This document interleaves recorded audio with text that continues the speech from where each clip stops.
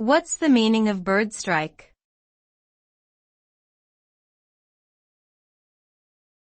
Bird strike.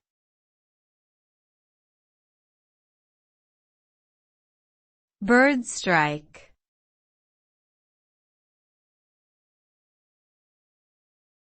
Bird strike.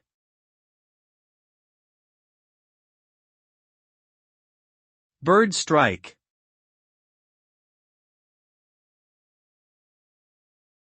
Bird strike refers to the collision between an aircraft and birds during flight.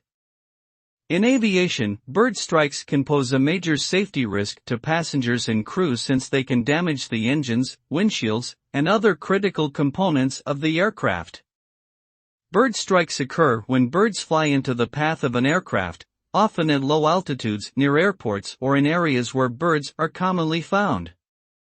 Airports and airlines take measures to mitigate the risk of bird strikes, such as using bird repellents and conducting regular inspections of the airfield. Despite these efforts, bird strikes continue to be a concern for the aviation industry.